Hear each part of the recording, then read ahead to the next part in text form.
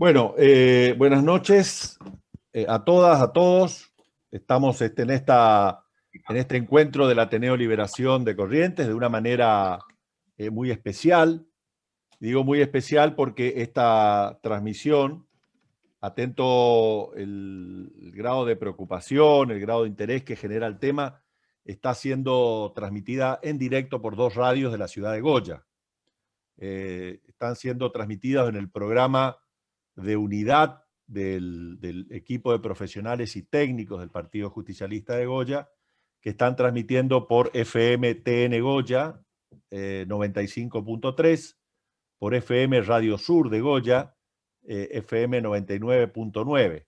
A los que ya están conectados, en este momento se han conectado a este encuentro, y a quienes nos están escuchando y van a participar por radio, pueden hacer todas las preguntas que les genere la exposición del doctor Cámara al 15 55 14 14 con el prefijo de Goya 03777 o al fijo de las dos FMs 422 969. Entonces, en estudio, allá en Goya, están Sabrina Coronel, Virginia Berjot Peña y Fernanda Esmay, que son del equipo de salud del Partido Justicialista.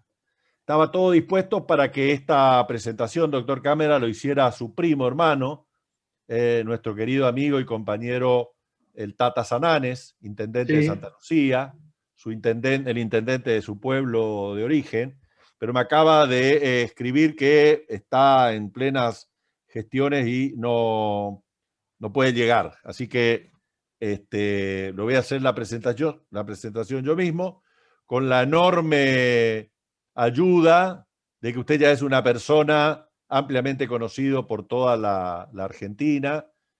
Sus opiniones son muy escuchadas, sus opiniones son muy valoradas, porque pese a su excelencia académica lo sigue haciendo con una sencillez y una claridad que permite a cualquiera de los que no pasamos o no conocemos el mundo de la salud y el mundo médico, poder entender lo que está pasando. El motivo de nuestro encuentro ha sido la convocatoria que hicimos desde el Ateneo Liberación, ha sido las medidas contra la pandemia, y minuto a minuto van cambiando los elementos. O sea que cuando pensamos este encuentro, las medidas que estaban en ese momento seguramente hoy ya están desactualizadas algunos, y al mismo tiempo la situación de Corrientes en particular, atento a que usted, como nos contaba, como lo hemos visto en este año y como nos contaba su primo Tata Sananes, nunca abandonó sus raíces y siempre está siguiendo atentamente lo que pasa en Corrientes. Doctor, sin más preámbulo, lo escuchamos. Para nosotros es un gusto enorme. El Ateneo tiene pocos meses de vida, pero muy intenso, porque promueve permanentemente el debate político, promueve permanentemente la formación de actores y dirigentes políticos, y para nosotros, le reitero, es un gusto hacerlo con usted. ¿Me está escuchando, doctor? Le dejamos el micrófono. Bueno, perfecto, acá estamos. Bueno, muchísimas gracias. Tendría que decir Ibaé Paricó, que es lo único que sé en guaraní. Todavía que me acuerdo, que eso me lo enseñaba mi abuelo, que era árabe, pero había aprendido guaraní, así que tengo ese recuerdo. Y de Goya tengo muchos recuerdos, y hasta una foto cuando Goya se inundó, que un amigo le preguntó, hizo un chiste: che, ¿estuviste por Venecia? ¿Cómo es? Bueno, imagínate Goya inundada, dijo. Así que una vez hasta estuve ahí por esa calle, no me acuerdo dónde vivían mis tíos, ahí en la calle Gómez y la otra, no me acuerdo cómo se llamaba el nombre de mi tío, me acuerdo. José Gómez, por la calle José Gómez, y a una cuadra estaba todo inundado porque hasta ahí había llegado el río, en una inundación, no sé, a principios de los 70, por ahí. Su Así que tío tengo vivía muy en buenos José recuerdos. Gómez, entre Sí. Ejército Argentino y Juan Esteban Martínez. Claro, sí, ahí vivía. Enfrente estaba el Club Español, creo que era, ¿no? Sí, el Club Español. Y estaban todos los timberos ahí en el Club Español, me acuerdo. Y a la vuelta creo que estaba el Club Argentino, no me acuerdo bien, en la plaza. Esas cosas que yo recuerdo. Bueno, tenemos esta pandemia sumamente complicada, que la verdad que a uno le cuesta creer que esto iba a pasar, jamás me imaginé yo que iba a pasar. Te diría que el mes de enero del año pasado y hasta parte de febrero del año pasado me parecía una histeria de la clase media que estaba toda loca, que yo no creí que este virus iba a llegar a tanto, pensé que se iba a quedar algo parecido al otro coronavirus, que fue hace casi 20 años, que quedó en algunos países y sobre todo en Canadá generó bastante impacto. Pensé que se iba a quedar ahí, pero realmente cuando ya empezaron a ver los primeros detalles y escenas, que apareció algunos casos en Milán y en Bérgamo, totalmente muy lejos y en lugares medio difíciles de poder encontrar una relación con Wuhan, con China, dije, pucha, esto parece que viene difícil. Y bueno, tiempo después nos fuimos dando cuenta de la situación. Lamentablemente, obviamente que a un año de esto y para el año que vamos a seguir peleando en 2021, evidentemente la pandemia es una cosa muy superior a lo que uno a priori pensaba que iba a pasar. Jamás en nuestra fantasía ni en no fantasía pensamos que íbamos a estar en esta situación, a tal punto que para mí creo que es un cambio de era, esto es algo diferente.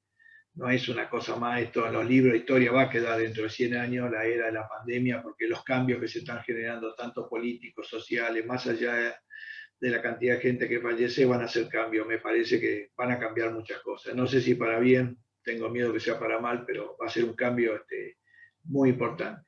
Después de la Segunda Guerra Mundial, es el evento de mayor conmoción en el mundo, no hay otro como este parecido. Hubo guerras permanentemente, pero siempre han sido regionales.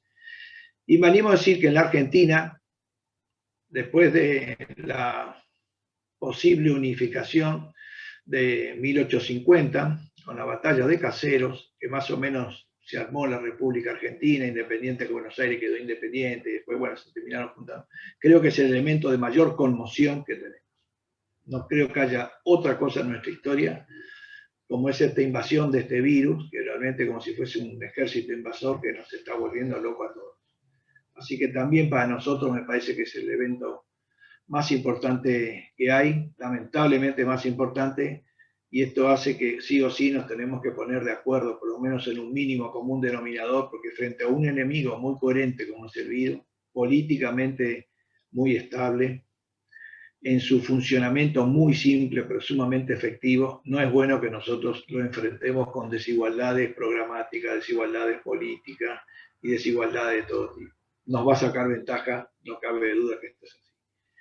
El virus empieza ya y hay una forma asiática que la logran controlar muy bien con cuarentenas estrictísimas, Y a mi juicio debe también haber un componente genético que realmente al virus ha golpeado bastante poco en muerte.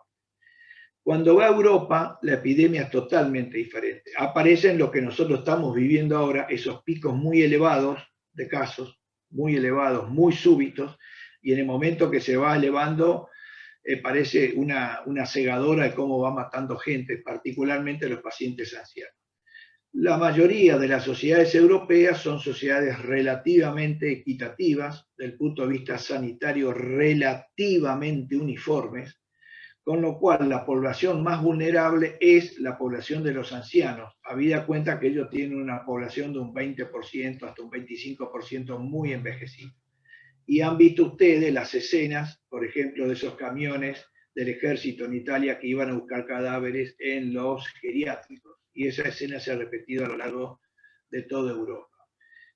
Pero ya en Europa se había demostrado muy tímidamente que algunas poblaciones empobrecidas sufrían más el coronavirus, tanto en muerte como en número de contagios. A relativamente el mismo tiempo se genera una epidemia en América, básicamente en Nueva York, básicamente, aunque el virus entró y el primero que lo diagnosticó fue un argentino, un tucumano, el doctor Mene, que está haciendo infectología, que entró por la costa del Pacífico, en Seattle, fue el primer caso. Sin embargo, se hizo tremendamente fuerte el virus en la ciudad de Nueva York. Y en la ciudad de Nueva York apareció el primer elemento distintivo de América, que es la población vulnerable. Ya no eran solamente los ancianos, sino que la población vulnerable también eran la población pobre. Y en la población pobre estaban los afroamericanos y en la población pobre estaban los latinos y los indocumentados, siendo una diferencia catastrófica, digamos, al respecto. En ese momento, esto es una cosa ya de lo que pudimos estar hablando de abril, nosotros un poco antes habíamos decidido hacer una cuarentena estricta, que era lo que estaba escrito en todos los libros. Estábamos haciendo una terapéutica que tenía 700 años. Estábamos haciendo una terapéutica que tenía 700 años. Y la primera terapéutica que se hacía al respecto está en los libros levíticos del Antiguo Testamento. Hace más de 2000 años que se sabe cuando alguien me haga infectado o eventualmente apestado y salir corriendo y alejarse. O sea, estamos haciendo remedios prácticamente milenarios, hasta el día de hoy estamos haciendo eso. Fíjese cómo la ciencia avanzó en tantas cosas, pero otras cosas lo seguimos haciendo como si estuviésemos atrasados cientos de siglos para atrás.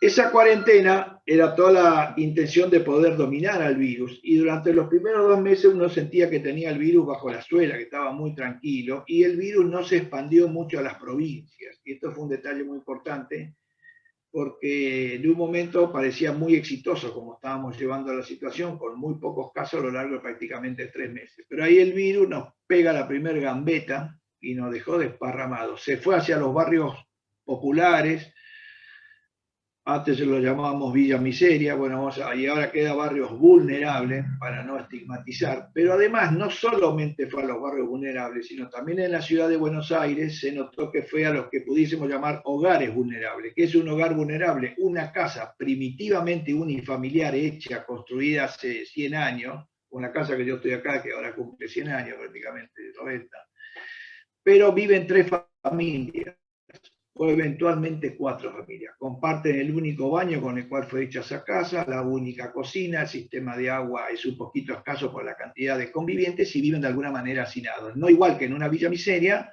pero tampoco tan diferente. Entonces ahí el virus, digamos, proliferó, replicó de una manera muy llamativa.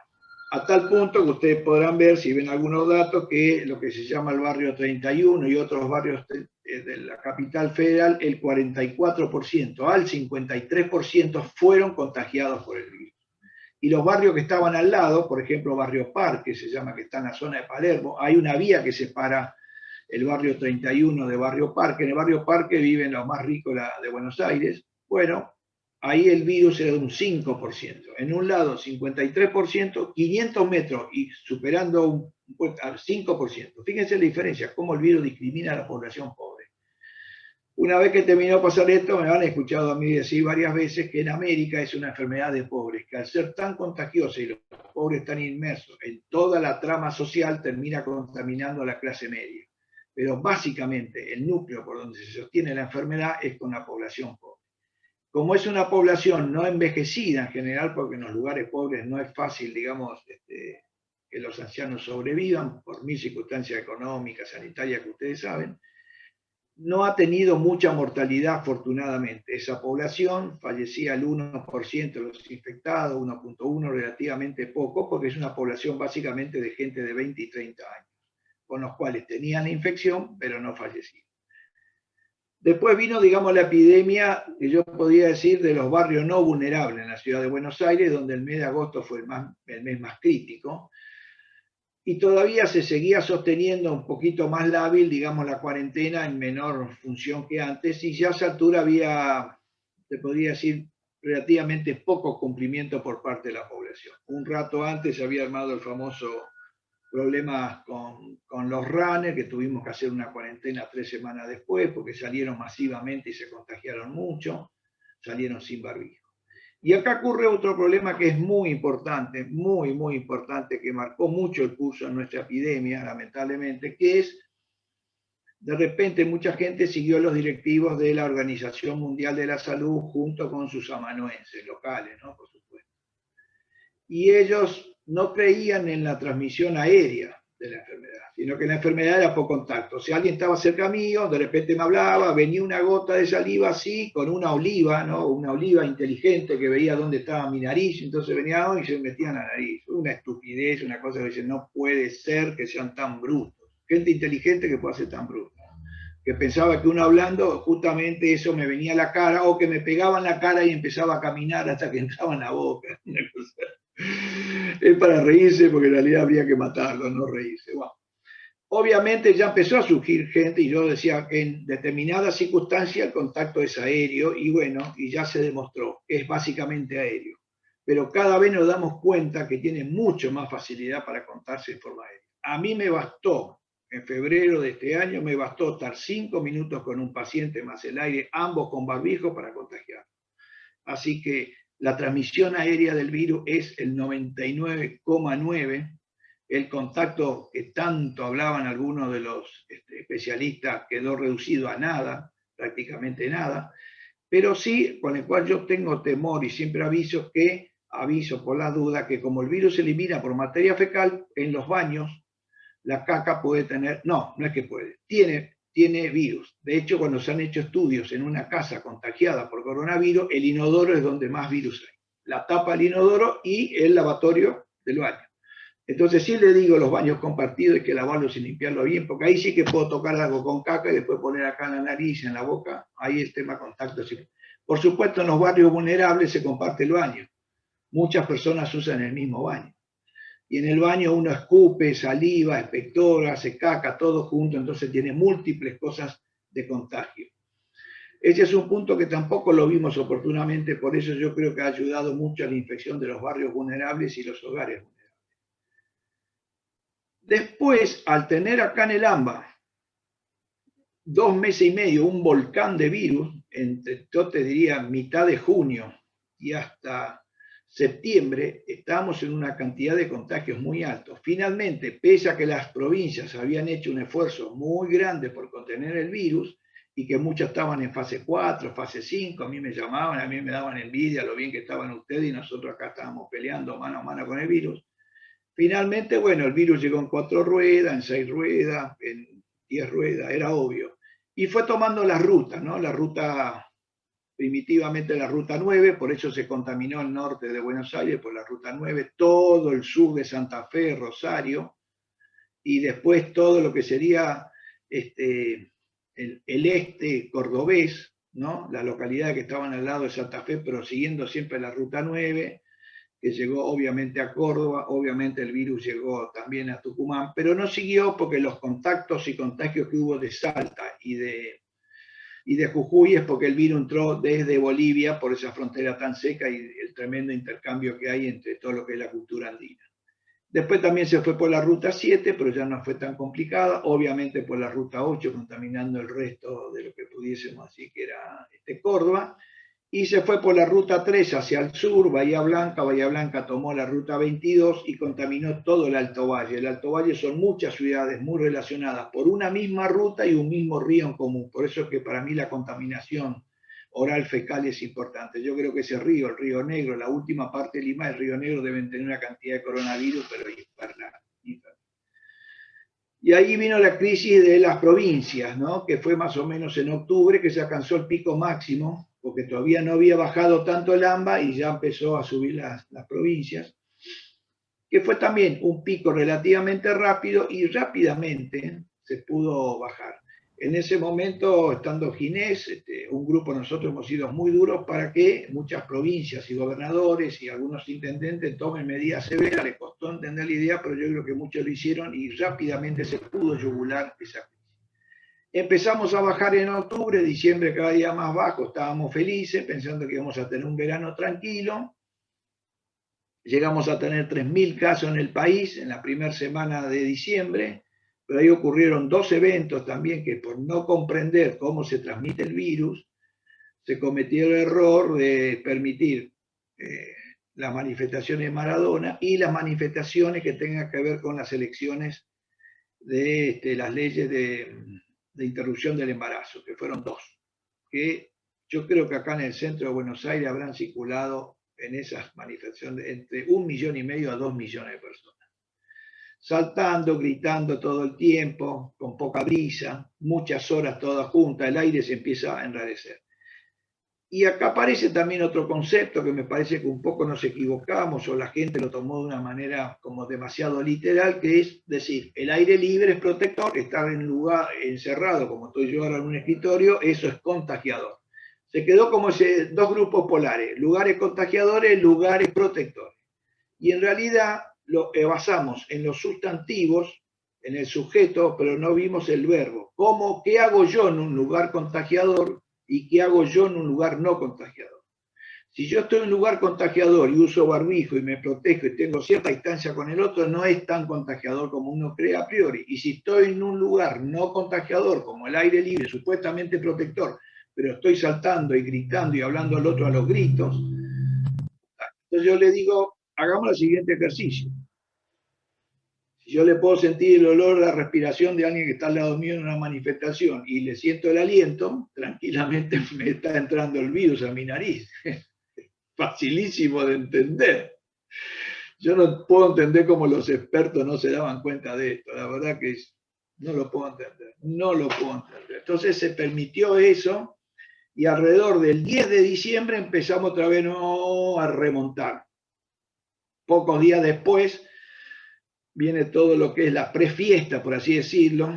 Muchos acá en la capital federal, no sé tanto en las provincias, pero acá en las grandes ciudades, muchos vendedores ambulantes en la calle, lugares apretados, muchísima gente, calor, poco movimiento de aire. Y eso también favoreció las fiestas. Después vinieron las fiestas. En las fiestas no fue el problema lo que ocurrió en las casas de cómo se hacía, digamos, la cena navideña ni la cena de fin de año, sino lo que hacían los jóvenes cuando terminaban la Navidad. Yo no sé acá en Corrientes cómo fue, pero acá en todas las plazas de la ciudad de Buenos Aires y del conurbano, los chicos estaban sin barbijo hasta las 10 de la mañana del otro día. No sé si quedó claro. Bueno, eso fue un festival de coronavirus, era obvio. No era el problema que hacíamos con el nono, digamos, ahí en la cena familiar, el problema es lo que hacíamos después, tal cual yo lo había dicho. Vienen las vacaciones y los primeros días en las costas y un poco en Córdoba también hubo mucho desorden, pero ahí fuimos duros y los intendentes sacaron fuerza de seguridad para controlar a las personas y ese brote se fue conteniendo. Pero se generó un ánimo general de que llegó el verano, uy, qué lindo la playa, chicos musculosos, bikini, todo bonito, alegre, como empezamos a estar, digamos, relajados, por así decirlo, y esa conducta se mantuvo a lo largo de marzo, los primeros días de marzo. Y ahí viene el hecho que acá se empieza con la escolaridad. Entonces ya viene una gran pelea, si los colegios contagian o no nos contagian, pelea que, bueno, no le voy a decir cómo tenemos el panorama hoy al rojo vivo con esa pelea. Pero ya nosotros sabíamos que tenía que venir algunos, porque estábamos en organismos internacionales, que hay grandes epidemiólogos, que más o menos en abril venía, en el otoño, venía la segunda ola. El problema es que al estar un poco relajado nuestra conducta, nos agarró la segunda ola ya con mucha cantidad de contagios. Entonces tuvo esta velocidad que tiene ahora, que realmente es increíble. Está muy cerca de colapsar los sistemas de salud. Estamos muy cerca de que haya varias personas que no consigan oxígeno, por ejemplo, lo cual esto sería dramático por la velocidad de ascenso. Me da la sensación los últimos 2 o 3 días y algunos datos que tengo del exterior, que creo que acá en el AMBA ya alcanzamos el pico, pero un pico con 30.000 casos, un pico con la Ciudad de Buenos Aires 3.300 y la provincia de Buenos Aires 14.000, o sea, estamos hablando de 15, 16, 17.000 casos nada más que en este circuito, o sea, allá arriba estamos, ¿no? Estamos en el Aconcagua, no estamos en el Everest, pero bueno, estamos en el Aconcagua, allá arriba. Vamos a bajar rápido, pero cuanto más tiempo estemos allá arriba, esto termina en mucha gente en terapia intensiva y mucha gente que va a fallecer, que se va a empezar a ver en los próximos días, porque los casos son recién de ahora. Entonces vamos a tardar un tiempo. Ese más o menos es el derrotero de cómo es el virus, más o menos que tenemos hasta ahora, que podemos hacer. Las provincias, muchas resistieron mucho y pese a que tenían, por ejemplo, las provincias de la Mesopotamia, que uno estaba muy asustado porque tenía al lado del Brasil con mucha cantidad de contagios, han, digamos, soportado muy bien la epidemia porque han hecho mucho control, mucho cuidado, posiblemente no tengan tantos barrios vulnerables como tenemos acá en la ciudad y si la gente vive a lo mejor en situaciones de mucha precariedad, hay más distancia entre una casa y la otra, hay más aire libre, hay menos polución, Me parece que son elementos protectores con los cuales la población pobre de las provincias no sufrió tanto la infección como la población pobre acá de la ciudad de Buenos Aires. Ejemplo máximo, es el ejemplo máximo de los componentes sociosanitarios. Me parece que la pobreza que se ven en las provincias desde el punto de vista estructural y de la casa es un poco mejor que la pobreza de la ciudad de Buenos Aires, que es una pobreza toda junta, toda apretadita en un mismo barrio. Allá se puede ver, pero hay separación, tiene eventualmente su propio pozo para la materia fecal diferente, no se comparte el baño como acá sí se comparte. En esos edificios que ustedes pueden ver de 3, 4 pisos, que el baño está abajo, y hay 4 familias por lo menos que comparten ese baño, más las 4 familias que hay en cada piso, ¿no? De 16 familias tiene cada una esa estructura, así que imagínense la contaminación que hay. Imposible de arreglar eso, imposible de solucionar. Las provincias, digamos, soportaron bastante bien y sacando algunos pocos días no tuvieron mucha crisis. El problema es que finalmente el virus llega, entra en todos los lugares, no se puede parar, sino librado su propia evolución. A mí me da la sensación que todos los lugares vamos a tener el mismo grado de contagio. Unos muy al principio y después se frena, y otros al final de la historia, pero todos nos vamos a contagiar. Eso se ve muy bien en Europa. En Europa, digamos, si uno veía la primera ola, era del Rin para la izquierda, digamos, del Rin hacia el oeste, estaban todos muy contaminados, ¿no? Italia, España, Francia, Inglaterra. Y del Rin para la derecha casi nada. Polonia no tenía caso, República Checa, Eslovenia, Eslovaquia, Monrovia, todos esos países, los países antiguamente del este no tenían contagios. Bueno, vino la segunda ola y fue un desastre como han sido contagiados y la mortalidad que han tenido esos países, estando a la cabeza República Checa y, por ejemplo, que no habían tenido nada de contagio en la primera ola. O sea, es raro, no se puede saber por qué pasa eso. Pero que en algún momento se alcance el equilibrio, eso sí te lo puedo saber. Lo único que puede romper el equilibrio es la vacunación. Corrientes resistió 10 meses, digamos, resistió que no entre el virus, pero finalmente fue entrando. Y cuando estaban un poco empezando a salir esos brotes tan grandes que han tenido, lamentablemente terminó por explotar Brasil. Y Brasil explota por primera vez en las localidades del sur de Brasil. No había tenido tantos casos Paraná, no había tenido tantos casos Santa Catarina, ni Río Grande do Sul en todo a lo largo de todo el año pasado. Los casos aparecieron este año. A tal punto que hoy por hoy el lugar de Brasil que más cantidad de virus hay en este momento es en los 3 estados que lindan con nosotros: Río Grande do Sul, Santa Catarina y Paraná. Con lo cual ustedes, aunque le haya entrado el virus, es llamativo que teniendo un foco al lado, un volcán, así una fábrica de virus, no sé, un criadero de virus, no sé cómo llamarlo, es como una bizcachera, viste, que vos de repente no ves nada y cuando salen miles de bichos a la vez, y dices, pero parecía que no había nadie acá. Bueno, así es el virus en este momento en Brasil. Por supuesto, terminó perforando la frontera uruguayana, colapsó el hospital, cruzó el puente y la ruta 14 en este momento se puso complicada. Yo le había dicho que en la primera ola cuáles eran las rutas complicadas por donde iba el virus, ahora el virus está viniendo por la ruta 14. Entonces, las localidades que están lindando con la ruta 14 están más calientes, tanto en Corrientes como en Entre Ríos. Y encima están calientes con este virus, digamos, que es el P1. Que de las variantes que hay, nosotros tenemos en este momento 4 variantes. Hay una que es la clásica, que es la G614, que en realidad empezó en abril. No fue la primera variante, ya fue otra, que infectó a todos. Tenemos una que no sé si no es propia, porque habrán escuchado por ahí que a lo mejor hay un virus porteño, pero es una variante que empieza con una L441, unos números raros, unos dibujitos imposibles. Tengan el buen gusto de no preguntarme, porque no se entiende nada. Me lo explicaron 2 veces, no entiendo nada de cómo es el genoma del virus. Pero ese virus, en los últimos meses y medio, aumentó como 5 o 6 veces su prevalencia. Se está poniendo como dominante. Pero también empezó a aparecer en menor magnitud que que yo les dije, que pudiese ser una variante local, por así decirlo, está apareciendo el virus de Manaus en forma significativa, que es el P1, y está apareciendo el B117, que es el virus de Kent, que es el virus de Reino Unido, que es el que ha hecho un desastre en este momento en casi toda Inglaterra, Reino Unido y el resto de Europa. Es el que básicamente infectó a todos los países de Centro Europa, por así decirlo. Entonces tenemos por lo menos dos variantes muy complicadas acá que infectan mucho, que pueden tener más letalidad y que son variantes más de gente joven.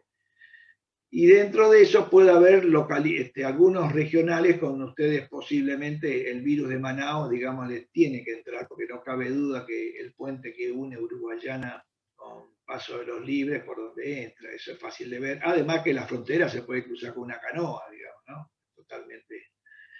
Y por otro lado, también estamos siendo atacados desde el Paraguay, porque el Paraguay también ha sido infectado con P1 y yo tengo amigos míos que me han contado escenas realmente muy difíciles de ver, como que ocuparon tanto las camas, los lugares, que la población ha sido solicitada que lleve camas, eventualmente sillones para poner gente en las puertas de los hospitales, en la vereda, para poder esperar ser atendidos.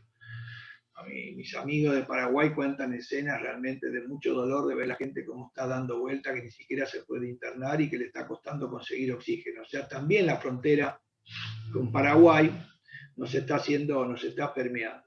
Logra sobrevivir bien todos estos ataques, Formosa, ataques, bueno, por mucho escándalo que se armó de acá, tuvieron que abrir un poco la puerta y cuando abrieron la puerta se empezaron a llenar de virus, lo cual era totalmente lógico.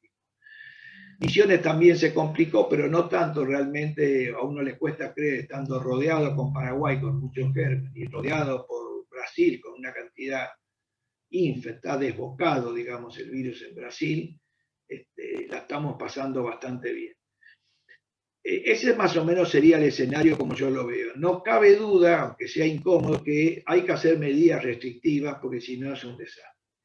Si ustedes ven los números de hoy, los números de la semana pasada, hay varios números que están menos de 30.000, ¿no? Pero si uno hace un cálculo medio con un engendro, si doy el 25% de positividad, deberíamos haber tenido 3-4 días de la semana pasada con más de 30.000 casos.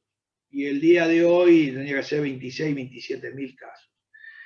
Evidentemente estamos con una cantidad de casos muy alta, y esa cantidad de casos muy alta se irradió a todo el interior, la misma, prácticamente con diferencia de 3-4 días, no mucho más. Entonces, ustedes van a seguir sufriendo el embate, digamos, del virus, probablemente 4, 5, 6, 7 días más, tal vez 10 días más, pero tienen que ir pensando que a partir del pico máximo que van a tener, aproximadamente 10 días después ya los pacientes van a empezar a consumir unidades de cuidado intensivo y van a empezar a consumir mucha cantidad de oxígeno, que se puede llegar a poner como algo vital.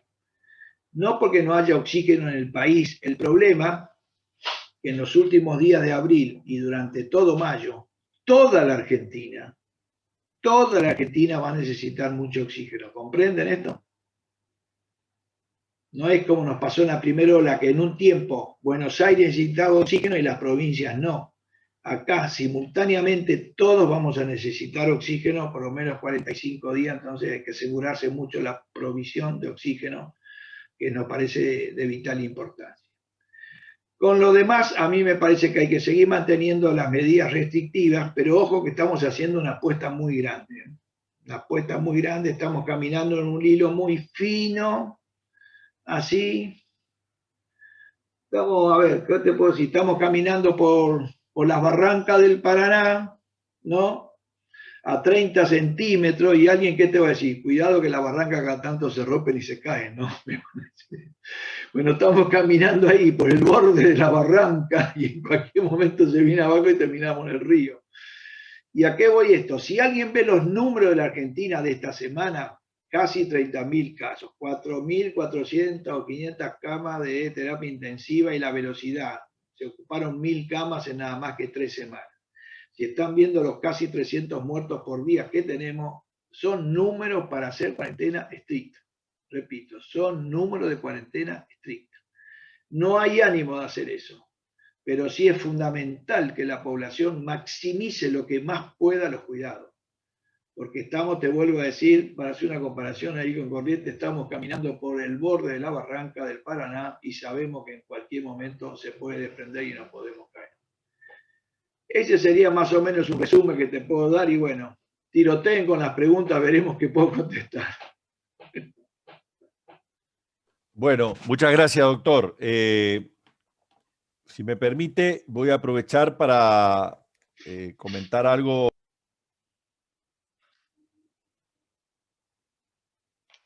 Se me cortó el audio, se cortó el audio. ¿Ahí me escuchan? Sí. Sí, perfecto. Voy a aprovechar para hacer el cierre con los compañeros y con la audiencia de Goya. Reiterar que este espacio, con su ponencia, está siendo transmitida por el espacio de la unidad del peronismo de Goya, por TN Goya FM 95.3 y Radio Sur 99.9, que a las 20 horas cierran la transmisión porque pasan a nuevos programas. Entonces, desde este momento, para no interrumpir luego el momento de las preguntas, despido a Sabrina Coronel, Virginia Berjot Peña y Fernanda Esmay, que están en el estudio de TN Goya, y invitarlos a los que están conectados por esta manera, que se conecten a partir de las 20 horas, que cierra la transmisión del foro abierto de la Unidad del Peronismo de Goya, al ID 818-3209-3148, y la clave es liberación. Y desde Goya me llegan dos preguntas, y repito, con esto nos despedimos fraternalmente con los compañeros y compañeras que están dirigiendo el programa y con la audiencia de Radio Goya, muy preocupada por la situación de Goya. Ayer por lo pronto hubo un acto del señor gobernador en Goya que llenó de militantes de su fuerza política, sin protección, sin barbijos, como si la cosa estuviera en otro continente, ¿no? Las dos preguntas que me llegan de Goya como una manera de entrada y despedida es: si usted fuera asesor del gobernador de Corrientes, ¿qué medida le propondría? Y la segunda expresa su preocupación en realidad y sobre la situación de los niños y de las escuelas en la ciudad de Goya, que no es muy distinta a la que usted ve en Capital Federal. Es difícil recordar con compromiso que puedo. Yo le estoy hablando en general, que repito lo que ustedes me habrán escuchado una vez de todos lados hace un tiempo, que es, primero, ¿qué tiene que hacer el gobernante por un lado? Y yo estoy más preocupado qué tenemos que hacer nosotros como ciudadanos común. Porque te puedo asegurar que creo que la mayoría de la pelota en esta pelea con el virus la sigue teniendo el ciudadano común y no tercerizar eventualmente en una autoridad. Porque si la autoridad pone medidas restrictivas y nosotros no le hacemos caso, es peor, una combinación, es el peor de los escenarios. Nos vamos a infectar igual y encima con restricciones. Y viceversa, si colaboramos, por eso para mí el primer punto político, que no podemos estar divididos frente a esta lucha del virus, porque es un enemigo externo que viene como si nos invadiese otro país, por así decirlo, si no estamos unidos o por lo menos con un concepto básico de acuerdo en varios puntos, la pelea va a ser muy difícil porque el virus se nos va a meter en ese medio y nos va a ganar a unos y a otros, dependiente de la cuestión política. Yo creo que los gobernadores tienen que hacer, y los intendentes, mucho trabajo diario de registrar qué cantidad de casos y avisarle a la población que en caso que los casos aumenten, de acuerdo al boletín sanitario que ha puesto el Ministerio de Nación, o el propio que pueden hacer los COEs locales, nosotros respetamos mucho el federalismo, tienen que ir cerrando y abriendo compuertas en función de cómo vaya la cosa.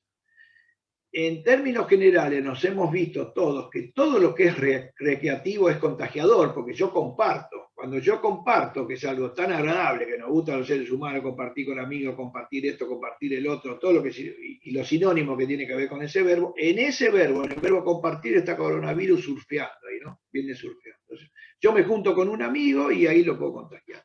Entonces, todo eso que es recreativo deberíamos minimizarlo al máximo y mantener, sí, lo que es estrictamente la moral y las fuerzas estructurales que tienen que ver con eso. Me van a decir, lo recreativo también moviliza economía, eso no cabe duda que moviliza economía, pero hacer de repente una cuarentena muy estricta, porque la gente no tenga un comportamiento acorde, yo ahí desarmo la economía de todos los actores. Es conveniente a lo mejor dejar de lado lo que es lo más contagiador, que es todo lo que tenga que ver con el entretenimiento y que se reciba ayuda a un segmento de la sociedad y no que tenga que recibir todos los segmentos de la sociedad, porque es mucho más difícil para poder ayudar. Así que ese punto de vista, y en estos tiempos no le tiene que temblar el pulso a los intendentes, ni le tiene que temblar el pulso al gobernador, sino vamos a un pico muy elevado con mucha cantidad de gente y lamentablemente con muchos fallecidos. Estamos en un momento muy difícil. Hoy la propia ministra de Salud dijo que es el peor momento que tenemos en la pandemia. Y va a ser un poquito mejor que mañana, no sé si queda claro, la sesión va a ser un poquito mejor que mañana. Entonces, me parece que hay que tomar medidas restrictivas acorde al número de casos y lo que ya se ha hecho ahí como botón sanitario.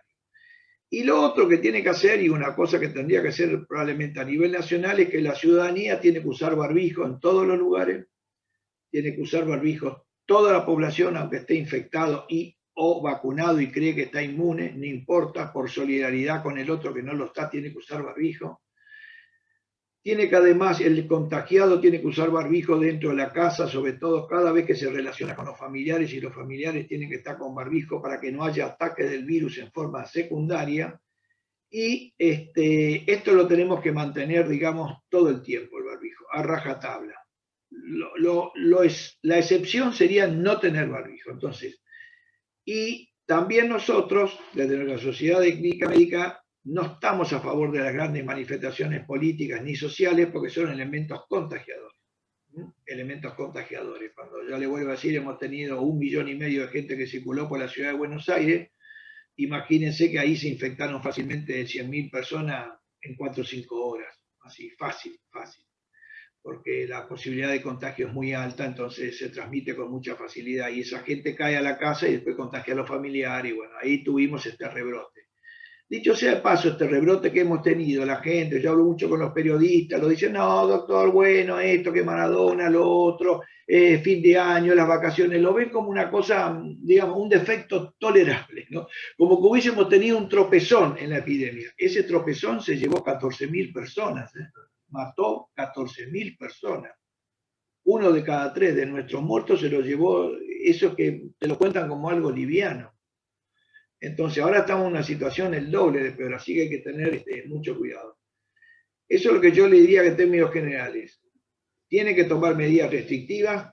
Las medidas restrictivas no es volver a fase 1, porque si no, algo hay que ceder en este momento para no ceder mucho, a lo mejor dentro de 15 a 20 días. Algo hay que ceder ahora para no ceder mucho en 15 a 20 días, porque cuando entren a colapsar los hospitales, entren a colapsar las terapias, la gente esté desesperada, no consiga oxígeno, yo ahí te quiero ver, digamos, cómo queda el ánimo general y cómo queda la economía en general. Y lo otro es lo que tenemos que hacer nosotros como individuos. Somos los principales que nos podemos cuidar. Y además que nos podemos cuidar, la ventaja que podemos tener es que le vamos dando tiempo a la vacunación. Lamentablemente la vacunación no llegó a la velocidad que uno hubiese querido, ni que aparentemente en enero estaban las promesas claras. Ahora nos tenemos que manejar con un mundo de realidad. Entonces lo único que tenemos que hacer es hacer un esfuerzo muy grande para no contagiarnos. Además de no contagiarnos, obviamente, si me contagié, no ser un elemento contagiador para otros y esperar que vengan las vacunas. Entonces viene un tiempo como de resistencia, por así decirlo, ¿no? Ya que estamos ahí en una unidad peronista. Viene un tiempo de resistencia frente al virus, que es tratar de hacer tiempo hasta que nos vacunemos, que yo creo que en 1 mes, 2 meses estaríamos, por lo menos la población vulnerable estaría toda vacunada y podemos estar un poco más tranquilos. No, igualmente no podemos bajar la guardia con los cuidados. Y la segunda pregunta me la repite porque ya estoy viejo y me olvidé.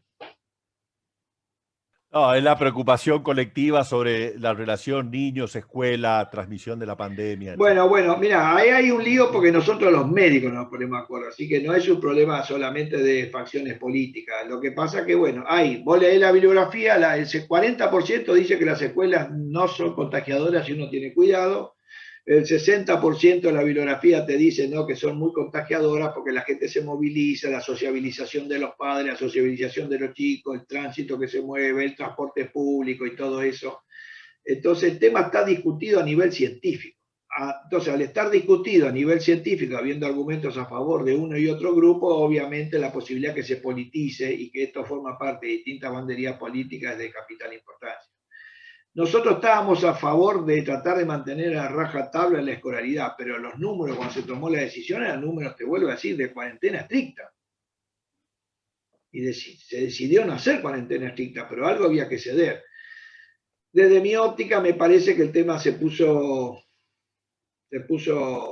muy grande, más allá de lo lógico, porque me parece que a mí 14 días de no escolaridad no va a cambiar el curso de la historia, me parece. Pero bueno, pero la gente se lo ha tomado muy a pecho. Encima el presidente, cuando habló del tema, dijo una frase incómoda que dijo, digamos, los sistemas de salud se relajaron y bueno, eso generó un ruido infernal. Construyó mal la frase, digamos, porque el predicado que venía después de ese sujeto no coincidía con el sujeto.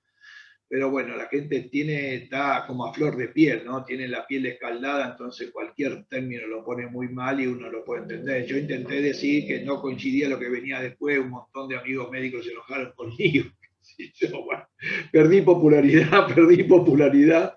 Por leer un poquito más la sintaxis de la frase, perdí mucha popularidad, pero bueno, a mí me parece que estamos todos, digamos, con la piel muy a flor de piel, muy como quemado, escaldado, y cualquier cosa nos irrita, y este es un momento que hay que tratar de mantener la mayor cantidad de calma porque estamos en un momento de una guerra infernal contra el virus. Que le quede claro, si le puedo decir a la población, el enemigo no son los gobernantes, por favor, porque en todas partes del mundo todo el mundo se enoja con los gobernantes, ¿eh?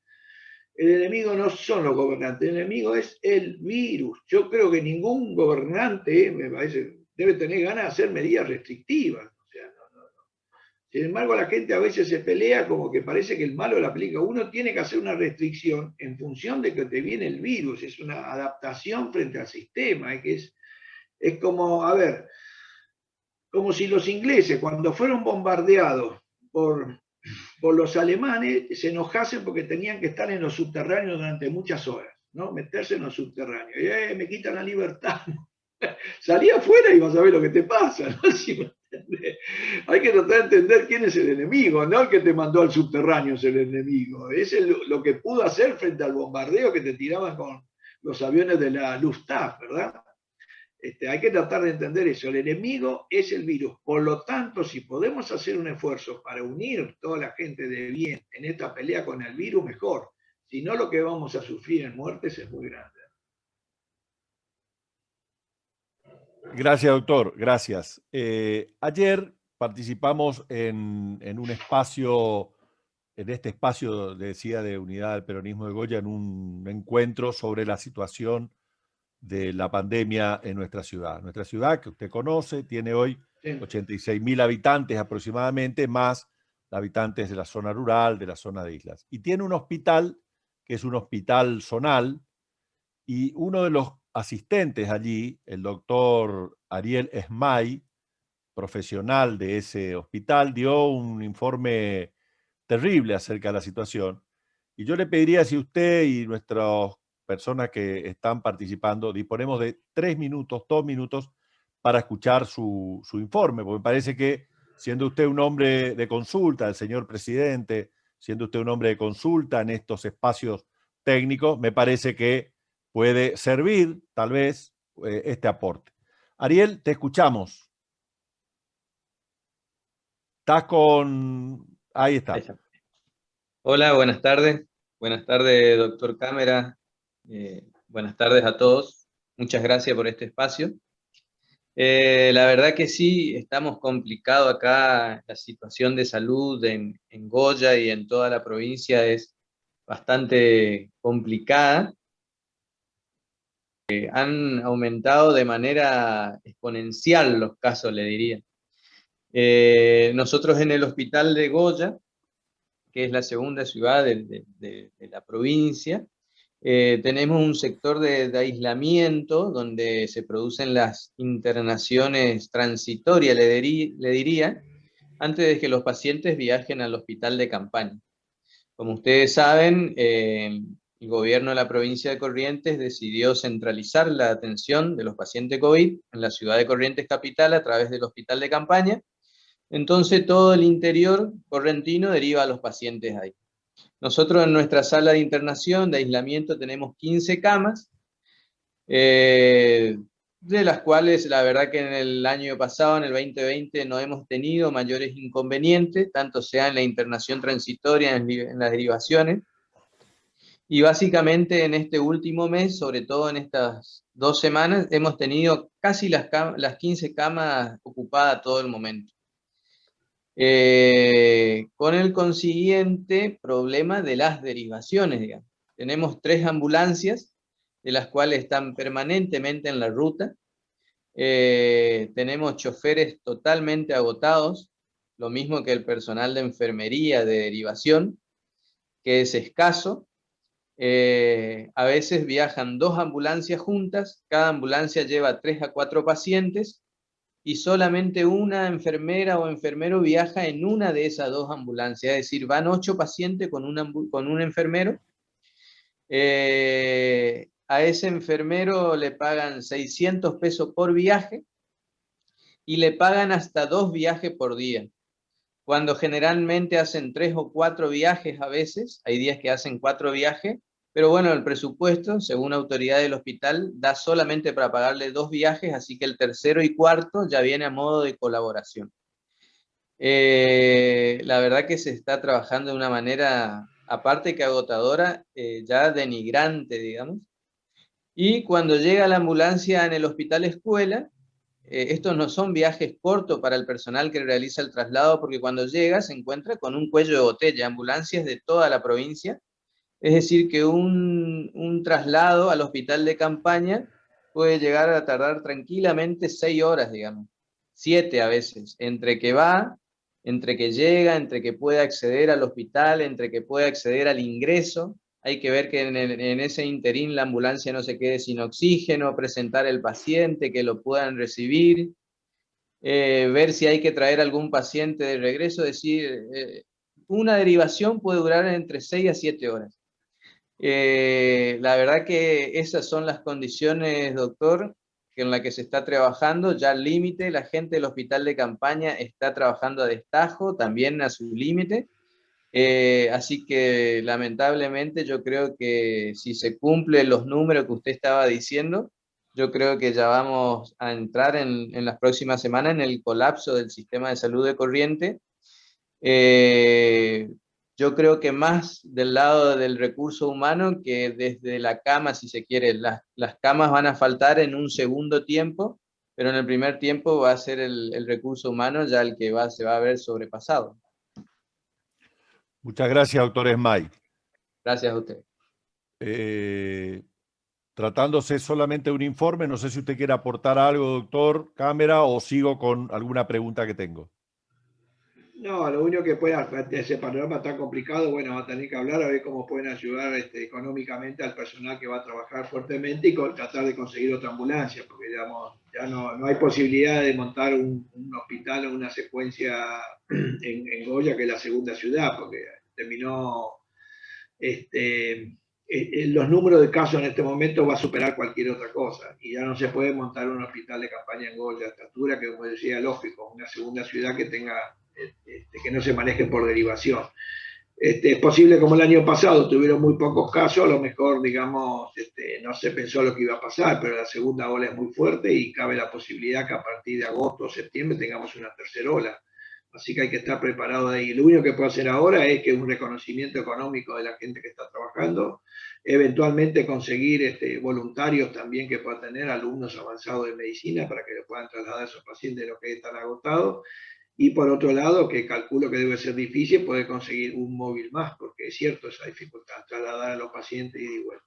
Y a vos te aconsejo que no se hagan un esfuerzo muy grande para tener provisión de oxígeno, porque el oxígeno se va a poner un elemento carísimo, digamos, así como la vacuna, digamos, ¿no? Va a ser muy, muy preciado, para no tener esas escenas que hemos visto nosotros de Manaus, de escenas que hemos visto las que se ven de Paraguay, escenas que hemos visto de Bolivia. Esa posibilidad es concreta, ¿eh? porque fíjate tú mismo que has dicho que a veces se pueden quedar sin oxígeno en el camino. Entonces, para eso hay que tener provisión de oxígeno. Gracias, doctor. Yo he estado siguiendo por mi teléfono las preguntas, sobre todo las de Goya. Ahora voy a pasar a atender el chat, así que quienes quieran hacer preguntas por el chat, la pueden hacer a partir de ahora. Y voy a empezar con Germán Biens, integrante del Ateneo Liberación, y todos aquellos que quieran hacer preguntas, por favor, repito, por el chat. Germán, ¿te escuchamos? Gracias, Pablo. En realidad, yo quería hacer con una consideración que ya la hizo el doctor Smay recién, sobre si había que centralizar o descentralizar, y ya lo respondió él y también lo respondió el doctor Cámara recién, al decir que ya no hay tiempo para descentralizar. Así que yo me doy por satisfecho y seguí con las otras gente. Creo que el doctor Carlin estaba pidiendo la palabra y José Salinas. Veo a José Salinas y sigo buscando, ahí estoy viendo el chat. Mientras José Salinas, después el doctor Carlem. Salinas, pregunta concreta, por favor.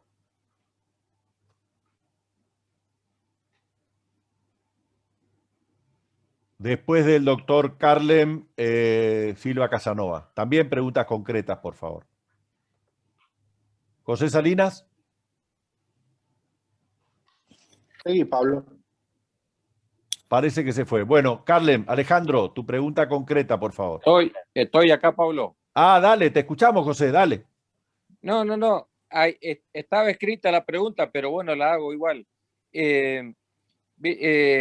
Con preocupación sigo esta gente estos médicos que se autodenominan médicos por la verdad, que sigan negando digamos, la pandemia y sobre todo las cuestiones de las restricciones y esto como que se trata de imponer un estado de terror, un estado de sometimiento, e incluso niegan hasta el uso de barbijo, todo como que el uso del barbijo fuera justamente un modo de acatamiento a la voluntad de un ser, de alguien superior, etc.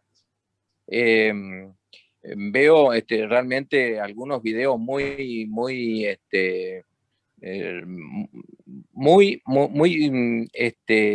impresionantes de médicos que suben conferencias, etcétera, que llaman poderosamente la atención, sobre todo porque se reproducen en forma viral a una velocidad impresionante y son de carácter internacional y aquí también nacional, como lo están haciendo.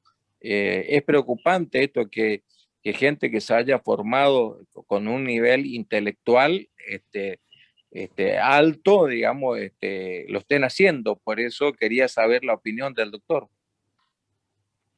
Gracias, José. Bueno, es obvio que yo no coincido. Es obvio que no coincido con ellos, es obvio que no.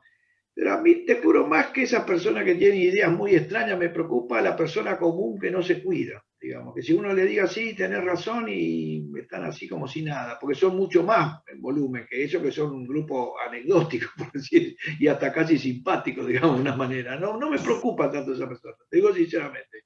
Me preocupan mucho más la persona común que no se cuida, que está distraído, los muchachos jóvenes, la gente que cree que no le va a pasar nada, que si uno les habla bien, dice, sí, no, tenés razón, es complicado el coronavirus, pero en la práctica se comporta mal, el que no se cuida dentro de la casa y contagia a los familiares, el que va a la fiesta, ese es el que más me preocupa a mí, más que, te vuelvo a decir, lo anecdótico o las noticias falsas. Por ejemplo, se habla mucho de la infodemia, a mí no me preocupa la infodemia, alguien dice una estupidez y en menos de 12 horas te masacran ahora. Antes de decir una estupidez podía durar años, Una estupidez duraba años, porque no había un sistema de buffer. Hoy decís una estupidez en un medio y en 10 horas te masacran. O sea, durante 10 horas, es cierto, a lo mejor circuló, pero con mucha facilidad te dicen esto es falso, y quedas mal parado. A mí me parece que haya tanta infodemia como dice la gente. Lo que sí hay conductas políticas negativas, eso sí, no es infodemia. Eso no es infodemia. No ve la realidad, qué sé yo. Hoy el coronavirus es la primera causa de muerte en Argentina. Es la primera causa de muerte. Eso es fácil de verlo, está demostrado. Entonces, la gente que hablaba de la gripe, ¿no? Está el mundo paralizado, el mundo está paralizado.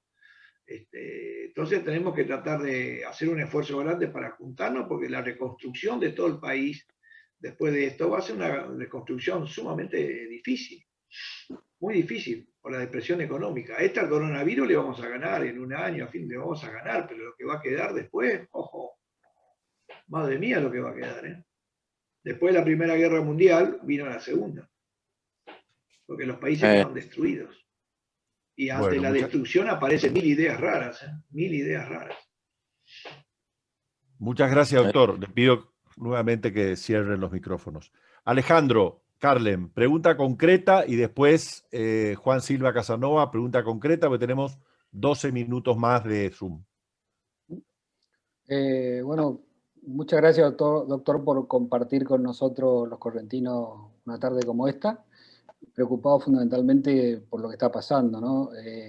Hace 15 días estuve en Paraguay, fui por auto a Paraguay, volví en avión, y vi, la verdad, estuve más de 5 o 6 horas en la frontera, y pude ver cómo, insisto, la gente se mueve en la frontera, cómo siguen conviviendo, cómo sigue pasando, y eso forma parte, sin duda, de la realidad de toda la zona de frontera, y no entiendo por qué nosotros no podemos tener en la frontera con Paraguay y con Brasil una zona como tenemos en Ezeiza.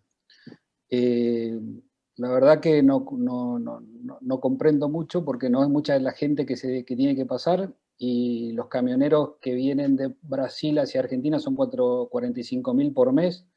Creo que estaríamos mucho más seguros si tenemos un laboratorio en la frontera que en Ezeiza solamente, para controlar efectivamente los que se mueven. El otro punto es por qué en la Argentina no utilizamos los test de saliva en forma masiva, y que inclusive en todas las salas de atención primaria, inclusive en las personas en las casas, o inclusive uno pueda acceder a ese test de saliva de antígeno, que es tan útil y que se ha comportado muy bien en muchos lugares del mundo, donde la pandemia tiene un manejo más fluido relacionado con la tecnología. ¿Y por qué nosotros tampoco utilizamos la tecnología en su máximo desarrollo, como es la aplicación que, por ejemplo, tenemos en el teléfono todos, que cada uno de los que estamos acá, si miramos, tenemos un botón donde dice notificaciones de exposición, y que hoy en la Argentina no está habilitado, y que inclusive es gratis a nivel global para utilizarlo, y que sería de gran utilidad en el caso del manejo de la pandemia. Por eso, esa es un poco la pregunta. Y lo otro que me preocupa mucho a mí es, sinceramente, lo vengo planteando desde el inicio de la pandemia, como el mal manejo que hemos tenido en la provincia de Corrientes en este tema, donde se ha centralizado todo en la ciudad de Corrientes, donde no se han hecho 4 o 5 centros paralelos, y eso no se ha hecho. ¿Sabe por qué? Porque en Corrientes más del 50% del personal de salud está en negro, y tenemos una dificultad en lo que hace a recursos humanos, como bien decía el colega de Goya, ¿no? Uno tiene en Paso de la Patria 8 médicos con 12.000 habitantes, acá, por poner un ejemplo, y eso se replica a lo largo y a lo ancho de la provincia de Corrientes. Y al haber sacado Alejandro los médicos de frontera, bueno, si no puedo... No, estamos de vuelta al mismo problema, Alejandro. Te pedí, tenemos 10 minutos. Bueno, 10 minutos, hiciste 4 preguntas. Quiero dar a todos. Terminá, pero quiero ser respetuoso con todo, Alejandro. Dale, terminá. No, ya está ahí. Bueno, doctor. Bueno, con los test rápidos no sé por qué, pero nosotros estamos a favor, y también estamos a favor de que se puedan hacer controles en la frontera. Yo había pedido hace ya un mes, a esta altura ya no tiene más sentido, que se bloqueen también los vuelos con Paraguay, con Bolivia y con Perú, porque todos tenían el P1, pero bueno, no se me hizo caso, así que bueno, ya pasó. Pero una vez que ya entró el virus, ya entró, no sé si me entendés, ya no podéis hacer mucho. Con respecto al testeo, que todo el mundo critica, yo soy el único que lo critico, el mundo del testeo, porque cuando estás con mucha cantidad de contagios como ahora, saber si alguien es positivo o no, ya no me sirve. Yo tengo que tratar que la gente no se contagie, es diferente. Los testeos y masivos son muy buenos cuando yo tengo muy poca cantidad de casos y trato que no se me arme un brote. Entonces, ahí lo bloqueo rápidamente. Ahora ya estamos incendiados nosotros. Ahora yo le digo a las personas que si se sienten enfermas, mínimamente, se metan en su casa primero, usen el barbijo y que se aíslen. Y después mañana anda a hacerte el testeo. Asumite como enfermo y protege a la familia. Porque el testeo a mí me sirve mucho cuando tengo controlada la población y que no se me arme en brote. Ahí sí tengo que estar muy adelante. Pero acá ya estamos brotados. O sea, vos ponele, hoy se hicieron 100.000 testeos, si hubiesen hecho 150.000, hubiesen aparecido 28.000 casos. No me cambia mucho. Porque la gente va a hacer lo que hizo, ya se infectó, no va a cambiar su manera de comportarse. El testeo me sirve muy precozmente, sobre todo el de saliva, que siento que es muy útil, al principio. Ahora no es tan útil, ahora la gente se tiene que cuidar, se tiene que encerrarse a mí lo menos posible. Eso es lo que tenemos que hacer en este momento, que estamos de arriba, con una cantidad de gérmenes impresionante. La centralización, a mí yo no puedo discutir eso, suena complicado, pero a mí me parece que es cierto que hace falta centralizar un poco, pero no solamente en un solo lugar, porque realmente a lo mejor con una epidemia como el año pasado no hubo problema, pero con una epidemia como esta viene en una segunda ola es muy complicada y si llega a haber una tercera ola ya hay que estar preparado. Me parece que la segunda ciudad de Corrientes tiene que tener un propio centro asistencial para esta eventualidad. Eso como yo creo, pero no podemos en este momento, es imposible, porque no tenés tampoco un recurso humano, gente muy preparada para el manejo de la vía respiratoria, enfermería preparada para eso, kinesiólogos preparados para eso, lleva un tiempo. Hoy como está el teléfono, ¿no? Me está volviendo loco. Bueno, doctor, ahí le preguntaba Silva Casanova, entonces, tenemos una pregunta concreta y después lo estamos liberando al doctor antes que le incendie el teléfono. Sí, suena cara, no lo puedo parar. Doctor, un abrazo de Santa Ana de los Guátaras. Mi pregunta concreta es, usted dijo que el Río Negro, el río Limay, por la cantidad de ciudades costeras que tiene, es un infectadero de coronavirus. Nosotros tenemos el río Paraná y tenemos también muchas ciudades. Ahora, por el caudal que tiene el río Paraná, me parece que se autorregenera. ¿Usted piensa lo mismo? No, yo dije que el virus se puede transmitir, yo lo dije, leí mucha bibliografía de afuera, por el sistema cloacal. De hecho, el sistema cloacal es lo más peligroso que hay, digamos, si hay en un hospital, se obtura un sistema cloacal, pero hay que ir, pero no vestido como un astronauta, como 10 vestidos, porque el aire que existe en el sistema cloacal, la materia fecal infecta, que es una cosa diferente. La posibilidad de transmisión fecal a través del agua es posible. El lavado de verduras, un nuevo artículo que sale, las verduras que salen, puede tener, es lo único que hay que lavar, básicamente todo lo que es fruta fresca. El contacto con aguas hervidas es potencialmente peligroso para mí. No está totalmente demostrado, pero para mí es peligroso. Yo digo que la ruta 22 que une un montón de esas ciudades, que son un montón de ciudades que con Quinta, con un montón de gente, es lo que va transmitiendo el virus de un lado para el otro. Pero también está el agua, que es una posibilidad que pueda transmitir.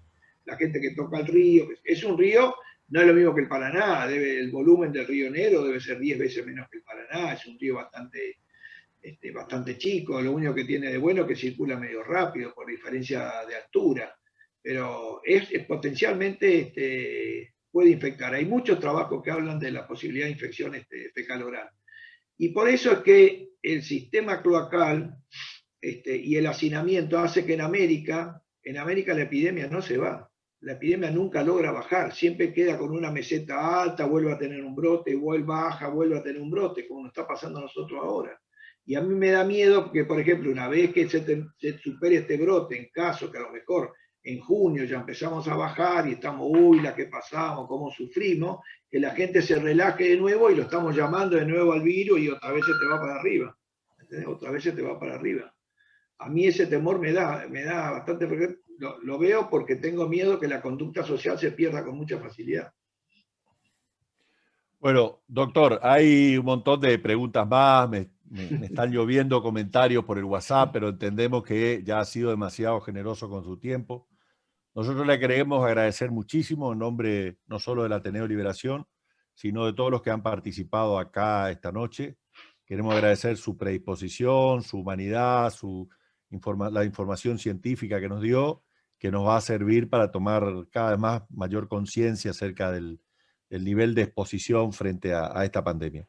Muy agradecido, le dejamos a usted las últimas palabras y a todos los que están participando, los invito a quedarse y a charlar y reflexionar y pensar juntos sobre lo que nos dejó esta noche el encuentro con el doctor Cámara.